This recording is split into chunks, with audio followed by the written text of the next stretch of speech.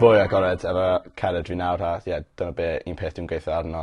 T'mo' os fi'n teimlo'n gwell ar ôl siarad am rhywbeth, unryw problemau neu sut fi'n teimlo.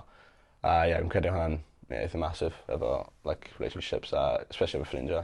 Chi probably mewn unrhyw relationship, pwy bynnag yw e, ffrindiau, rhieni, cariad, pwy bynnag, teimlo fel chi gallu bod yn, chi moyn teimlo fel chi gallu bod yn agored. Chi'n mynd i disagreeio ar stuff ac mae'n iawn, mae hwnna'n completely iawn i ddim cytuno ar rhywbeth, ond mae'n sut chi'n cyfathrebu gyda'r unigolyn. Dyna beth sy'n da yn dad, mae'n rhaid chi gwybod, chi beth mynd i cytuno arno popeth.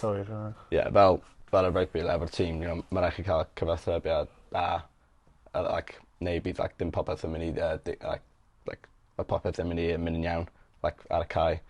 Mae'n rhaid chi siarad, ond hefyd gwrando efo be nhw efo dweud a just cymryd popeth mewn. A falle just gweld o ochr nhw o'r stori a beth sydd wedi digwydd. Weithiau dyna beth galed yw just i gwrando arnyn nhw a be nhw efo ddweud amdano chi neu rhywbeth chi wedi wneud. Ond cyfathrebiad da, bydd y relationship bach yn mewn y rocks. Probably gallu cyfathrebu'n dda gyda'ch gilydd. Iawn, just bod eich hun yn y perthynas yna. Just be yourself. Just fel chi gallu bod yn honest gyda'ch gilydd, Yn cytuno popeth wedi dweud, just bod yn honest, cyfathrebiad da, a just y ffaith bod chi gallu bod yn eich hunain, just rownd nhw. Os chi'n angytuno efo nhw, chi gallu sortio fe mas, siarad efo'ch gilydd. Yn cael ei cyfathrebiad da, bod eich hun o rownd nhw. A just mwynhau pob eilydd efo'ch gilydd.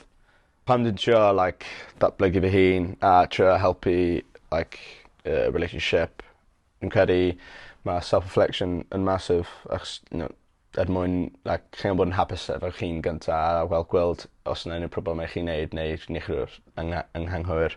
Os chi wedi delio gyda fe. Exactly. So, weithio mae'n anodd i gweld beth chi'n neud tan mae'n rhy hwyr, ond just yn credu self-reflection yn un peth sy'n massive. Ti'n meddwl, yn un peth neu unrhyw beth?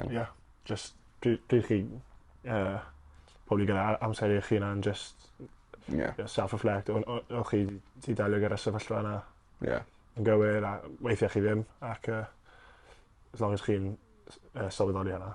Yn credu weithiau, os chi'n ddim yn meddwl am pethau cyn siarad, chi gallu dweud rhyw peth anghywir a bys nhw'n cymryd yn eitha wal. So yn credu self-reflection yn massive a just cadw'r amser i chi'n just yn meddwl am pethau a just mynd dros stuff yn eich meddwl.